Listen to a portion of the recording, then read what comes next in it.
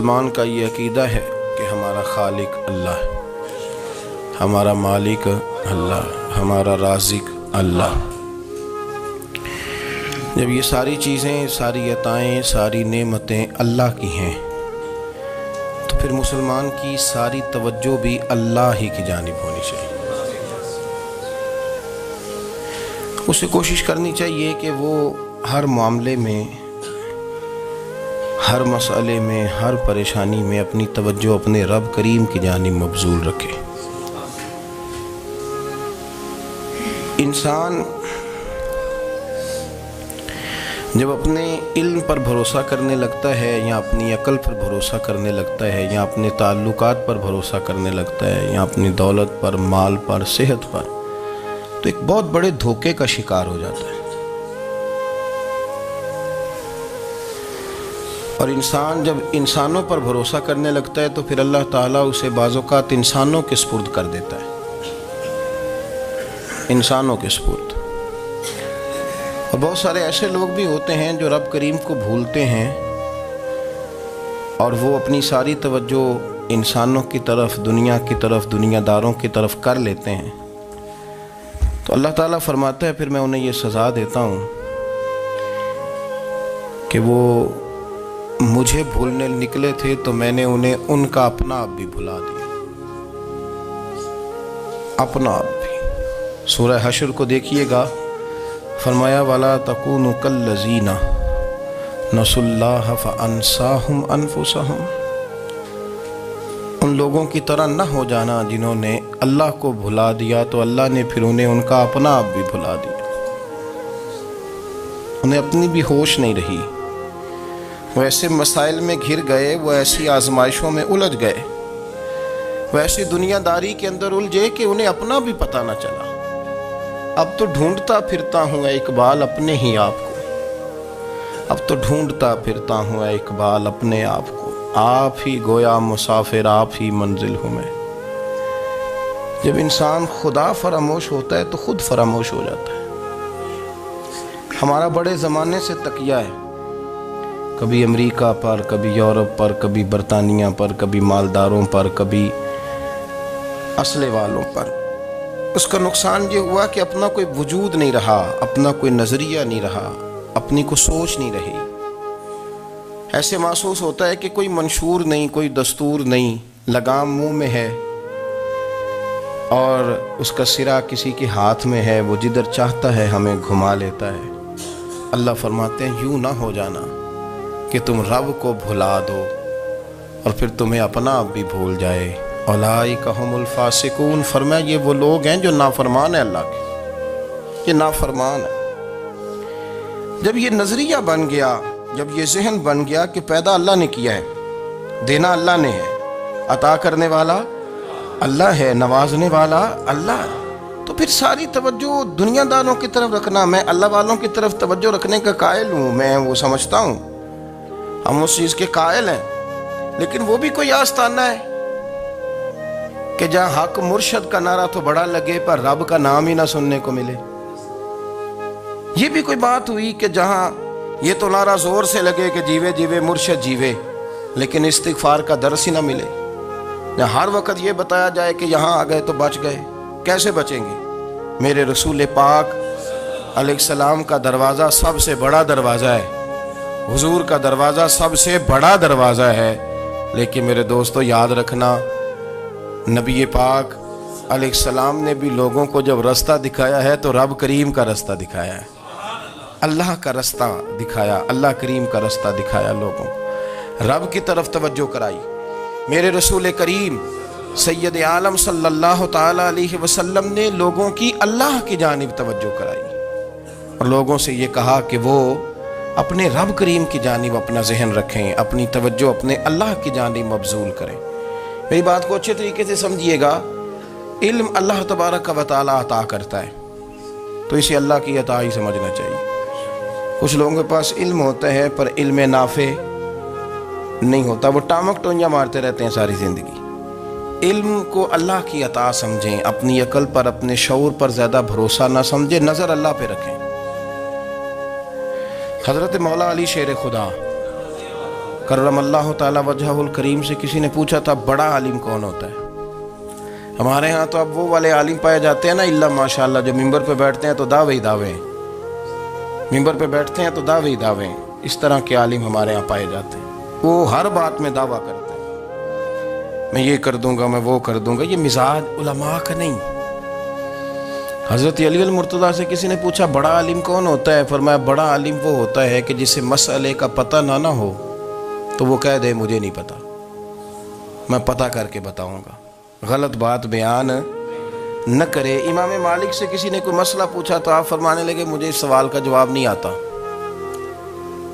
ہمارے بزرگ سمجھاتے کیا ہیں؟ وہ کہنے لگا آپ اتنے بڑے امام ہیں تو اس سوال کا جواب نہیں آتا۔ آپ فرمانے لگے اگر مجھے ہر سوال کا جواب آتا پھر تو میں خدا ہوتا۔ مجھے ہر سوال کا جواب نہیں آتا، مجھے تو اتنا آتا ہے جتنا میرے رب نے مجھے عطا کر دیا ہے۔ اپنی نظر اللہ پہ رکھیں، نکل آئیں اس معمے سے باہر کہ میں کوئی بلا ہوں، مجھے بڑا پتہ ہے، میرے پاس 6 ڈگریاں ہیں، مجھے 10 جگہ پہ تدریس کا شغف حاصل، اس سے نکلیں باہر۔ قرآن مجید دیکھیے گا، اللہ تعالیٰ نے ارادہ قدرت فرمایا کہ میں حضرت آدم کو بناؤں گا، پھر بنانے کے بعد فرمایا فرشتوں سجدہ کرو آدم کو۔ سب نے سجدہ کیا الا ابلیس ابا واستکبر وکان من الکافرین، سب نے سجدہ کیا سوائے ابلیس کے، اس نے انکار بھی کیا، تکبر بھی کیا اور کافروں میں سے ہو گیا۔ تو یہ جب اللہ تعالیٰ نے سجدہ کرایا تو کیسے کرایا؟ اللہ تبارک و تعالیٰ نے نا حضرت آدم کو علم سکھایا خود، وعلم آدم الاسماء کلہا۔ خود اللہ فرماتے ہیں کہ میں نے جناب آدم علیہ السلام کو تمام اشیاء کے نام سکھائے، سب اشیاء کے نام سکھائے۔ تو وہ چیزیں پھر میں نے نا، اللہ فرماتے ہیں میں نے فرشتوں پہ پیش کی، میں نے کہا کہ بتاؤ ان کے نام کیا ہے۔ تو فرشتوں نے جو جواب دیا وہ سمجھنے والا ہے۔ اللہ نے چونکہ خود علم سکھایا تھا حضرت آدم کو، جناب آدم سکھایا تھا، لیکن فرشتوں کو نہیں سکھایا تھا۔ تو اللہ کریم نے فرمایا فرشتوں اب یہ بتاؤ ان چیزوں کے نام کیا ہیں؟ تو فرشتے کیا کہتے ہیں؟ فرشتے عرض کرتے ہیں قالوا سبحانک لا علم لنا۔ آپ کبھی یقین کریں اس چیز کی لذت لیں تو مزہ آ جائے۔ کہا قالوا سبحانک، کہنے لگے تو پاک ہے۔ قالوا سبحانک، کہنے لگے تو، بھئی آدم علیہ السلام کو نام سکھا لیے، پھر فرشتوں کے سامنے وہ چیزیں پیش کر کے کہا ان چیزوں کے نام بتاؤ، تو فرشتے کیا کہتے ہیں؟ کہتے ہیں قالوا سبحانک، تو پاک ہے، لا علم لنا، ہمارے پاس کوئی علم نہیں، الا ما علمتنا، ہمیں تو اتنا پتہ ہے جتنا تو نے ہمیں سکھا دیا، ہمیں تو اتنا پتہ ہے جتنا تو نے ہمیں، لا علم لنا، ہمارے پاس کوئی علم نہیں ہے، اتنا ہی پتہ ہے جتنا تو نے ہمیں سکھا دیا ہے، اس سے زیادہ ہمارے پاس علم۔ اور یہ کیوں تو نے ہمیں جتنا سکھایا اتنا پتہ ہے؟ فرشتے یہ نہیں کہتے یا اللہ تو زیادہ سکھا، آدم کو دیا تو ہمیں بھی دے، یہ نہیں فرمایا، فرمایا انک انت العلیم الحکیم، اے اللہ تو علم والا بھی ہے اور حکمت والا بھی ہے، تجھے پتہ ہے کس کو کتنا دینا ہے، جتنا تو نے مناسب سمجھا جناب آدم کو دیا، اور جتنا تو نے بہتر سمجھا وہ تو نے ہمیں عطا فرمایا۔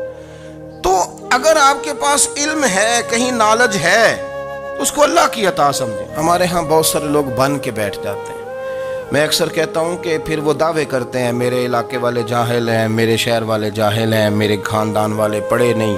یہ آپ کا دعویٰ ہے، یہ آپ کو خراب کر دے گا۔ ہم نے بہت سارے ایسے لوگ دیکھے جو بہت بڑے عالم تھے، لیکن اللہ جب لینے پہ آیا تو عقل ہی لے گیا، شعور ہی چلا گیا، حافظے ختم ہو گئے۔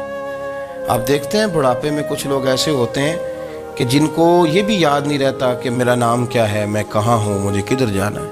تو اس وقت سے اللہ کی پناہ مانگیں اور اپنی نظر اپنے رب کریم کی جانب رکھیں، اللہ کی جانب اپنی نظر کو مبذول رکھیں۔ دوسری بات، علم کے بعد ایک چیز آتی ہے جس کا نام ہے ہدایت، جس کا نام ہے تقوی، جس کا نام ہے پرہیزگاری، جس کا نام ہے عمل، عبادت، ریاضت۔ یہ بھی اسی وقت ہی نصیب ہوتی ہے جب میرا رب کریم نصیب فرما دیتا ہے۔ ہم نے نا نیکی کا اپنا اپنا سٹیٹس بنا لیا ہے، اپنا اپنا معیار بنا لیا ہے۔ کچھ لوگ کہتے ہیں کہ جناب مسجد میں سیمٹ کا توڑا دینے سے بہتر ہے کسی غریب کو آٹے کا تھیلا دے دو۔ اب اس نے اپنا مزاج بنا لیا نا نیکی کا، اس نے اپنا سٹیٹس بنا لیا۔ میرا یہ سوال ہے کہ نبی پاک صلی اللہ تعالیٰ علیہ وسلم جب مدینہ شریف آئے تھے تو حضور نے سب سے پہلے غریبوں میں آٹا تقسیم کیا تھا کہ سب سے پہلے مسجد بنائی تھی؟ کیا عجیب لوگوں کا رنگ ہے، اپنی مرضی کی ہدایت، اپنی مرضی کا تقوی، اپنی مرضی کا معیار۔ مسجد کوئی بڑا چھوٹا خطیب بھی میری طرح کا ہو نا تو وہ مسجد میں بیٹھ کے جب نبی پاک کی بات کرتا ہے تو کہتا ہے میرے رسول پاک غریبوں کا سہارا بن کے آئے۔ وہ غریبوں کی بات کرتا ہے، مسکینوں کی، لاچاروں کی، کمزوروں کی بات۔ تو مسجد ہی تو وہ ادارہ ہے جہاں سے غریبوں کی بات ہو رہی۔ تو اب لوگوں نے غریب کو اور مسجد کو لڑانا شروع کر دیا، اس کو لڑاؤ کہ مسجد میں پیسے دینے سے بہتر ہے آپ غریب کو آٹے کا تھیلا دے دیں۔ آپ یہ کیوں نہیں کہتے کہ مسجد میں بھی آپ توڑا دیں ایک سی مٹکا اور ساتھ غریب کو بھی خدمت کریں؟ یہ کیوں نہیں تقویٰ؟ اپنی اپنی مرضی کا مزاج، اپنی اپنی۔ کچھ لوگ کہتے ہیں چھوڑو جی، ساری زندگی انسان نماز پڑھتا رہے اور پھر گالیاں بھی دیتا رہے، بندہ داڑھی بھی رکھ لے اور جھوٹ بولنا بھی نہ چھوڑے۔ تو یہ آپ نے اپنے پاس سے تقوی کا معیار بنایا۔ گالی دینے کا گناہ ہے اور داڑھی رکھنے کا ثواب ہے۔ تو اگر آپ داڑھی رکھے ہوئے ہیں اور آپ کوئی غلطی کر رہے ہیں تو اس سے آپ کی داڑھی کا ثواب ختم، اللہ کرے آپ کو سمجھ آئے میری بات۔ آپ کوئی غلطی کر رہے ہیں، داڑھی کا ثواب اس سے ختم، وہ اپنی جگہ پہ قائم ہے چیز۔ اپنی مرضی کا کیوں تقوی کا معیار بناتے ہیں؟ تقوی کا مزاج اپنی مرضی کا نہ بناؤ۔ اللہ کی بارگاہ سے دعا مانگو کہ یا اللہ ہمیں ہدایت کا نور عطا فرما، اللہ تو ہمیں رستہ دکھا، تو بتا کہ ہدایت کیا ہے۔ تو رب فرماتا ہے اللہ ولی الذین آمنوا، اللہ مومنوں کا مددگار ہے، یخرجہم من الظلمات الی النور، وہ انہیں اندھیروں سے نکالتا ہے اور نور کی طرف روشنی عطا فرماتا ہے۔ اندھیروں سے نور کی طرف اللہ لاتا ہے۔ اللہ ولی، اللہ مومنوں کا ولی ہے، وہ انہیں اندھیروں سے نور کی طرف نکالتا ہے۔ ہدایت ہمیشہ اللہ کی طرف سے سمجھے۔ جب وہ نماز کی توفیق دیتا ہے تو اپنے فضل سے دیتا ہے، جب وہ ذکر کی توفیق دیتا ہے تو اپنے فضل سے۔ ہم سمجھتے ہو جی فلانا نہیں پڑھ رہا بڑا بیوقوف ہے، فلانا نہیں پڑھ رہا، تو تم کیا اپنی عقل کے زور پہ پڑھ رہا ہے؟ میں جی اللہ کے فضل سے 2 سپارے پڑھتا ہوں، تو کس پہ احسان کرتے تو 2 سپارے پڑھ کے رویا کر کہ اگر مالک تو بڑا قریب نہیں۔ بڑے لوگ ہیں جن کو پورا قرآن حفظ ہے پر انہیں پڑھنے کی توفیق نہیں، تو انہیں فضل کیا اور مجھے توفیق دے دی ہے پڑھنے۔ رویا کر، پڑھ کے رویا کر، راتی ساری کر کر زاری، وہ نیند اکھاں تھی توندے تے فجرے وہی گناہگار کہاون سب تو نیوے ہوندے۔ مہربانی کریں، ڈریں، نیکی کریں تو پھر ڈریں، پھر احساس پیدا کریں، پھر اپنے اندر وہ کمزوری لائیں کہ توبہ توبہ مجھے تو پتہ ہی نہیں، تو جانتا ہی نہیں۔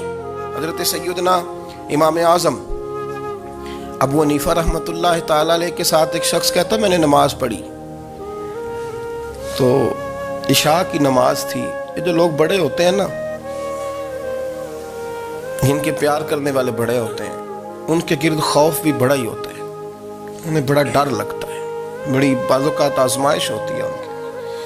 عشاء کی نماز کہتے پڑھی تو امام صاحب نے نا عشاء کی نماز میں تلاوت کی آیتیں فَمَن يَعْمَلْ مِثْقَالَ ذَرَّةٍ خَيْرًا يَرَهُ وَمَن يَعْمَلْ مِثْقَالَ ذَرَّةٍ شَرًّا يَرَهُ، فرمایا جو ذرہ برابر خیر کرے گا وہ بھی قیامت میں دیکھے گا، اور جو ذرہ برابر شر کرے گا وہ بھی قیامت میں اس شر کو دیکھے گا، اس کے سامنے آئے گا۔ تو وہ شخص کہتا ہے کہ سارے لوگ نماز پڑھ کے چلے گئے تو امام صاحب رحمۃ اللہ علیہ نے اپنی داڑھی پکڑی رو رہے ہیں، کہتے ہیں وہ ذرہ برابر نیکی کا بدلہ دینے والے، وہ ذرہ برابر شر پہ سزا دینے والے میری سفید داڑھی کو دیکھ، مالک میرے ذرے ذرے سامنے نہ لانا، لوگ تو میری بڑی قدر کرتے ہیں دنیا، میں تو بڑا پہچانا جاتا ہوں، لوگ تو میری راہوں میں پھول لیے کھڑے ہوتے ہیں، مجھے بڑا نوازتے ہیں، قیامت میں رسوا نہ کر دینا، میرے لیے مشکل ہو جائے گی۔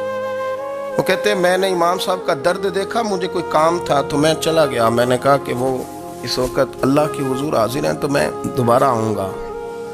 کہتے ہیں میں تہجد کا وقت آیا تو امام صاحب وہیں بیٹھے تھے اور ان کی داڑھی آنسوؤں سے بھری ہوئی تھی اور زور سے داڑھی پکڑی ہوئی، کہنے لگے مالک رسوا نہ کر دینا، قیامت میں رسوا نہ کر دینا۔ یار جو ہدایت یافتہ لوگ تھے وہ تو ڈرے ہوئے تھے، وہ تو سہمے ہوئے تھے، وہ تو کہتے تھے یہ اس کا فضل نہیں، اس نے بلا لیا، یہ اس کا کرم نہیں، حضرت باعزید بستامی کسی کافر کو دیکھتے تو رو پڑتے، کہتے مالک تو کتنا قریب ہے، یہ بے ایمان رہ گیا، تو نے اپنے فضل سے مجھے اپنے نبی کا غلام بنا لیا۔ وہ رو پڑتے۔ یہاں تو لوگوں کا دعویٰ ہی بڑا ہے۔ نمازی اللہ خیر فرمائے وہ تو دوسروں کو گھورتا ہے، وہ کہتا ہے جنت کا میں مالک ہوں، کنجیاں میرے پاس ہیں، میں کسی اور کو گھسنے نہیں دوں گا۔ اور اگر 2-3 حج کر لے تو پھر تو وہ کہتا ہے کہ اب میرے سے پوچھ کے لوگ جنت میں جائیں گے معاذ اللہ۔ اور اگر وہ 2 4 5 7 دفعہ کوئی نفل پڑھ لے تو پھر وہ کہتا ہے چھوڑیں جی سارے لوگ بے عمل ہیں، میں اکیلا نیک ہوں۔ نہ ایسا کریں، اپنی توجہ اپنے رب پہ رکھیں، اپنی توجہ اپنے معین الملت والدین، عطائے رسول، ہند الولی، غریب نواز، خواجہ معین الدین چشتی، حضرت خواجہ اجمیر، شاہ اجمیر، والی ہندوستان۔ آخری عمر میں نا سارا دن روتے گزر جاتا، ساری رات روتے گزر جاتے، ذرا سی کوئی بات کرتا تو رو پڑتے، آنکھیں آنسوؤں سے بھری رہتی۔ کئی دفعہ اپنے بھی پریشان ہو جاتے ہیں نا کہ یار تو ایک بات کی جان ہی نہیں چھوڑ رہا۔ تو خواجہ قطب الدین صاحب بختیار کاکی سے لوگوں نے کہا کہ آپ مرشد سے بات کریں، اتنا بھی تو نہیں نہ رونا چاہیے، ہر وقت اس کے آنسو کی کریے، عاشق دا کام ہی رونا تونا، تے بھی نہ رویو نہیں منظوری، یہ عاشق سدا ہی روندا رہندا ہے، پاویں وصل ہوئے تے پاویں دوری، ہر وقت رونے کا کیا مطلب ہے؟ تو خواجہ قطب صاحب کہتے ہیں میں قریب گیا تو میں نے پیر دبائے، میں نے کہا سونیا لوگ تو کچھ بھی نہیں کرتے، تو نے تو کمال کر دیا، 90 لاکھ آدمی مسلمان کر دیا، دنیا کچھ نہیں کرتی، تو نے 50 سال ساری رات مصلے پہ بیٹھ کے رب راضی کیا، تو شہزادہ تھا، حضور کی اولاد تھا، لیکن معین الدین تیرا ایک پلاٹ بھی نہیں، تو نے طالب علم پالے، انہیں غریبوں کو دیا، تو نے نوازا، کوئی شے نہیں تیرے پاس، ہر چیز تو نے، ساری رات روتے ہو، سارا دن روتے ہو۔ تو خواجہ قطب الدین صاحب کہتے ہیں میں نے جب عرض کیا تو خواجہ صاحب مجھے گلے لگا لی، چیخ مار کے روئے، کہنے لے قطب الدین پتر داڑھی سفید ہو گئی، جانے کا وقت آ گیا، جو تو نے نیکیاں گنوائی ہیں وہ ہیں صحیح میرے پاس، پر یار کی بارگاہ میں پیش کرنے کے قابل ایک بھی نہیں، تو بارگاہ تو دیکھ کتنی بڑی ہے، رسول کریم کی بارگاہ میں پیش کرنے کے قابل ان میں سے ایک بھی نہیں، تو آستانہ دیکھ کتنا بڑا ہے، کیا پیش کروں گا، کیا عرض کروں گا حضور کی بارگاہ میں، کس طرح؟ وہ یار جو بڑے تھے وہ تو ڈرے ہوئے تھے، سہمے ہوئے تھے، وہ تو بڑی آزمائش میں تھے، لیکن میرا اور آپ کا رٹا 2 نمازیں پڑھ کے 6 نمازوں کا دعویٰ کرنا اور لمبی چوڑی کہانیاں بنانا اور اپنے منہ سے اپنی تعریفیں کرنا، اس سے تھوڑا باہر آئیں۔ رزق بھی میرا اللہ ہی دیتا ہے، علم بھی اللہ دیتا ہے، رزق بھی۔ بڑے بڑے فقیروں کو مالدار ہوتے دیکھا، بڑے بڑے مالداروں کو فقیر ہوتے دیکھا، بڑے بڑے، میرا ایک بڑا سخی قسم کا سجن ہے، بڑا پیارا ہے، میں اسے سخی مانتا ہوں، میں نے اپنی پریشانیوں کے دنوں میں بھی اس شخص کو سخی دیکھا۔ ایک دن رات کو مجھے ٹیلی فون کر کے کہنے لگا کدھر ہو؟ میں نے کہا میں گھر ہوں۔ نہیں اکثر سفر میں ہوتے ہو نا؟ میں نے کہا طبیعت کیسی ہے؟ ٹھیک ہے، بس حال چال پوچھنا تھا۔ میں نے سمجھائی، میں نے کہا یار یہ کوئی مسئلہ ہے، ورنہ رات کے 2 بجے کوئی حال پوچھنے کو فون تو نہیں نہ کرتا، کوئی مطلب ایسا تو مسئلہ نہیں نا۔ تو میں نے بیک کال کی، میں نے کہا یار میری بات سن، مسئلہ کیا؟ کہ نہیں کچھ نہیں دل کر رہا تھا۔ میں نے کہا میری گل سن، رہے ہیں اسی 4-5 سال کٹھے، میں تین جاننا، اصل بات کر۔ کہنے لگا مکان بھی بڑا ہے، سارا کچھ ٹھیک ہے، پر وہ بڑے بے نیاز ہے، کچھ حالات اس قسم کے آ گئے ہیں کہ لوگوں کو بتاؤں بھی تو لوگ ماننے کو تیار نہیں، زیادہ نہیں، مجھے نا تھوڑے سے پیسوں کی ضرورت ہے، کوئی 15-20 ہزار اگر مل جائیں میری ضرورت۔ آپ یقین کریں میں روتا رہا ساری رات۔ میں نے کہا مہربانہ تیرا کس طرح کرانگے، اس سے لے کے زمانہ استعمال کرتا تھا، پر بے پرواہی ویکھ نہ سجڑ دی، جتھے کسے دی پیش نہ جاوے، انہیں تاجاں والے در در رولے تے منگتیاں تخت بٹھاوے۔ سجنا کسے نو کارا مل دئی، کوئی کعبے خالی آوے، واللہ خیر الرازقین، وقت تو دائیں بائیں نہ جا، رزق تو تجھے میں دوں گا، میں ہوں بہتر رزق دینے والا۔ بڑے بڑے بادشاہ، بڑے بڑے شہنشاہ، بڑے بڑے لوگ، ہاتھوں میں کاسے، فقیریاں۔ ام ربیعہ کہا کرتی تھیں بڑی نیک اور صالح خاتون تھیں. وہ کہتی ہیں کہ میں نا بڑے امیر آدمی کی بیوی تھی, اپنے شوہر کے ساتھ چھت پہ بیٹھی تھی تو نیچے فقیر مانگنے والا آیا. اس نے بڑے درد سے صدا کی تو میں نے اپنے شوہر سے کہا کچھ دے دیں. کہا دفع کر, ان لوگوں نے دھندا بنایا ہوا ہے.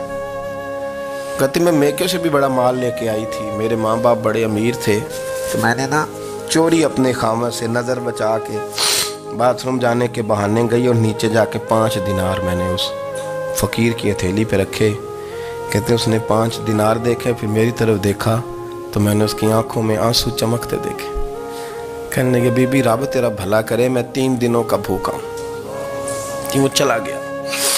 میں گھر آ گئی, باہر آئی تو میرا شوہر کہنے لگا تو اتنی اب اتنی تو تیز ہو گئی ہے اور تو اتنی خود مختار ہو گئی ہے, میرے بغیر پوچھے مال خرچ کرے گی, جا تجھے 3 طلاقیں.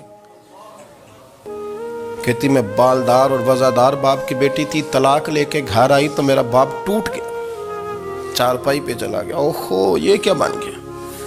کہتی بڑی تکلیف رہی. 1-2 سال کے بعد میرے ابا نے میری شادی کر دی. اب جس شوہر کے پاس گئی وہ بڑا نیک تھا, پرہیزگار تھا, اللہ نے بہترین صلہ دیا. کتنی چھت پہ بیٹھی تھی, دروازے پہ فقیر آیا تو میں نے شوہر سے کہا کچھ دے دوں. کہنے لگا 5 نہ دینا, 15 دینا, 20 دینا, میں فقیر ہوں, میں نے فقر سے دولت دیکھی ہے, اسے خالی نہ لوٹانا. کہتی ہے کہ میں نیچے گئی اور جب میں نے اس کی طرف دینار بڑھائے تو میری چیخ نکلی, پیسے پھینک کے میں بے ہوش ہو کے گری. میرا شوہر نے آ کے اٹھایا, اندر لے گیا, پانی منہ پہ چھڑکا. کہنے لگا تجھے کیا ہوا. کہنے لگی یہ جو مانگنے آیا یہ میرا پہلا شوہر تھا, وہی تھا جو کہتا تھا کہ تو 5 دینار دے آئیے, جا تجھے 3 طلاقیں. پڑھو نا حدیث پاک. میرے نبی پاک علیہ السلام نے فرمایا ایک بندہ گنجا تھا. گنجا کوئی ترتیب آگے پیچھے ہو جائے تو مفہوم کے لحاظ سے, لیکن میں مفہوم اس کا واضح کرتا ہوں. ایک گنجا تھا, کوئی شے نہیں تھی, سر پہ بال بھی نہیں تھے, رویا کرتا تھا. اللہ تعالیٰ نے فرشتے کو بھیجا, تجھے کیا چاہیے. تو کہنے لگا بال آ جائیں اور تھوڑا مال آ جائے. فرشتے نے ہاتھ پھیرا تو بال بھی آ گئے تو بکریاں بھی آ گئیں, لائنیں لگ گئیں, مال ہی مال ہو گئے. دوسرے کے پاس گیا, وہ کوڑا تھا, اس کو جا کے کہا کیا چاہیے. کہنے لگا شفا ہو جائے اور کچھ اللہ تعالیٰ آسانی کر دے. شفا بھی ہو گئی, گائیں بھی دے دی, بھینسیں بھی دے دی, مال ہی مال ہو. پھر ایک کے پاس گیا, وہ اندھا تھا, تجھے کیا چاہیے. اس نے کہا آنکھیں مل جائیں اور کچھ ساتھ اللہ مال دے دے. اونٹ ہی اونٹ ہو گئے. جب بڑا نواز دیا تو پھر مالک نے امتحان لینے کا ارادہ کیا. یاری تیری سونا ہے پر آزمائشاں بھی تیریاں اگ.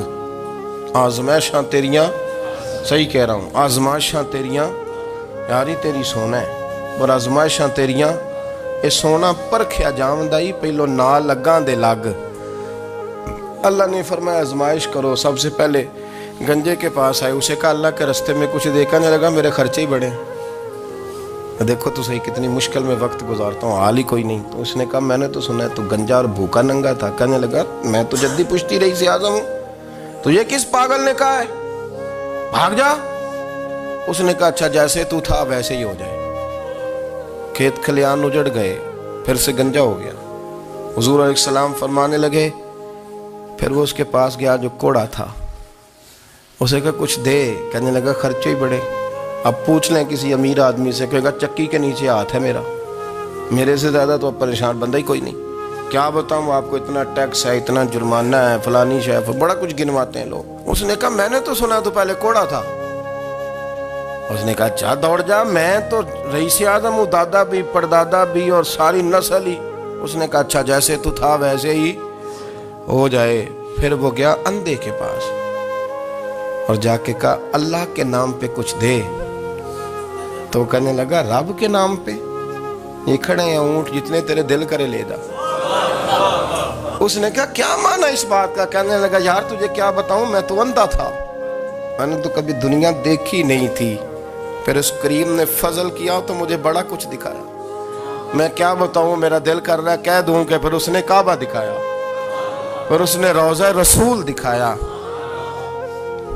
پھر اس نے ریاض الجنہ کے سجدے دکھائے, پھر اس نے اپنے محبوب کے دروازے کی رونقیں دکھائیں. اس نے بڑا کچھ دیا, اس نے بڑا نوازا. میرے پاس تو شاید میں بدکار پرانا خادم, کسے در ملی نہ ٹوئی, تے واصف یار نے نظر جو کی تھی پھر واصف ہی ہوئی، یہ تو اس کا کرم ہوا۔ تو یہ وہ کہنے لگا تو اللہ کے نام پہ جان مانگ، میں وہ بھی دینے کو تیار، میرے پر تو شے ہی کوئی نہیں تھی، مجھے تو اپنا پتہ ہے، میں تو کوئی شے نہیں تھا، کچھ نہیں تھا میرے پاس، یہ تو ان کا کرم ہے کہ رخ ان کا ادھر ہے۔ اور مختصر سی میری کہانی ہے، یہ جو بھی ہے ان کی مہربانی ہے۔ تو وہ کہنے لگا میں بھی کچھ لینے نہیں آیا تھا، تیری آزمائش ہی کرنے آیا تھا، تیری عزتیں بھی سلامت رہیں گی، تیرا مال بھی سلامت رہے گا، تیری شفا بھی۔ اپنی زندگی میں کبھی بھی اللہ کی بارگاہ سے توجہ ادھر ادھر نہ کریں، چھوڑے لوگ کیا کر رہے ہیں، دنیا کیا کہہ رہی، کبھی بھی اپنی توجہ دائیں۔ ہمارا یہ مسئلہ بن گیا کہ ہماری سیاست ہے، ہماری دنیا داری ہے، ہم بندوں کو راضی کرنا چاہتے ہیں، ہم دیکھتے ہیں کون کس طرح، اور آپ یقین کریں آپ تھک جائیں گے، بندے راضی نہیں ہوں گے، وہ نہیں راضی ہوتے، آپ ان کو منا کے لائیں گے تو ادھر والے نکل جائیں گے، ادھر کو منائیں گے تو ادھر والے نکل جائیں گے۔ اس چکر سے باہر آئیں، اس رب کو راضی کریں جو فرماتا ہے ان الذین آمنوا وعملوا الصالحات سیجعل لهم الرحمن ودا۔ فرمایا تو ایمان لانے کے بعد نیک عمل کر، میں لوگوں کے دلوں میں تیری محبت پیدا کر دوں، رحمان لوگوں کے دلوں میں محبت ڈال دے گا، اللہ لوگوں کے دلوں میں۔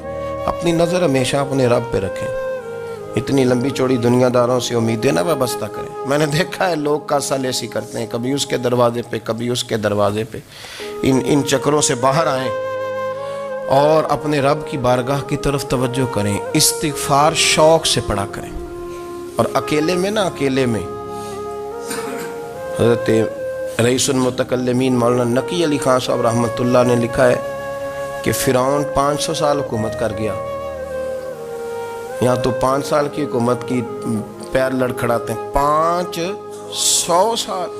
فرماتے اصل وجہ یہ تھی کہ دنیا جب سو جاتی تھی نا تو اوپر چادر لے کے تو مسلح پہ بیٹھ جاتا تھا اور ہاتھ باندھ کے کہتا تھا رب تو ہی ہے، میرا پردہ نہ کھولنا، مالک تو ہی ہے، کرم نوازی کرنا، میری پکڑ نہ کرنا۔